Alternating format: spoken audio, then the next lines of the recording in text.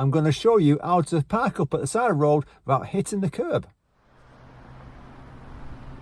So for a small minority of people, pulling up at the side of the road in the first 10-15 hours is actually a really struggle, and they'll either slam the curb or they're going to be really wide and basically not park up. They're going to be stopping in the middle of their lane. So we're going to pull over on the left just coming up. So I'm going to signal because there's a guy there, and I'm going to show you what to do, a simple technique that's going to help you. So I'm slowing myself down, lining myself up, and a quick check of the left mirror. I'm pretty good there. I'm actually about 4 centimeters wide, maybe slightly less. It's hard to say, but I'm definitely within the parameters of parking up at the side of the road safely. And it takes experience, because when you're pulling up at the side of the road, you're going to slam the curb. So I'm just going to take my seatbelt off, and I'm going to use some white tape on the dashboard. So I've got 2 pieces.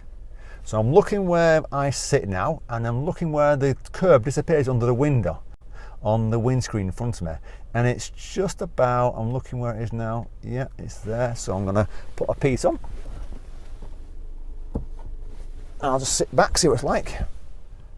That's pretty good. And I'm going to put one on the left of that to demonstrate how wide you can be if you're not too sure. So I've got 2 stickers there. You should be able to see them on the dash camera at the front, and I'll have a look round. I'm going to pull off. So we're going to pull up on the left using the 2 stickers system there, and we're going to use the one on the left hand side of the 2 stickers. Should make me a little bit wide when I pull up. So I'm just demonstrating, and I will pull up on this nice little straight bit here, checking my mirrors, no one around, braking, looking ahead, getting myself lined up with the curb, and using that first sticker, and then handbrake neutral. Now if I look across, I'm about a foot maybe wider, and that's too wide to pull up at the side of the road, especially on a narrow road. You're going to make it difficult for cars to go past you, and you'll definitely pick up a fault on your driving test for being too wide. And as a new driver, you're either too wide or you're nearly slamming the curb. And like I say, what we want to say is we'll get rid of that first sticker first, the one on the left.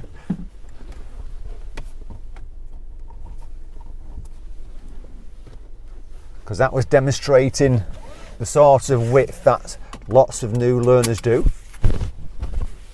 And we're using the 1 sticker system now, which is lined up with where I should be stopping. So I'm going to move off.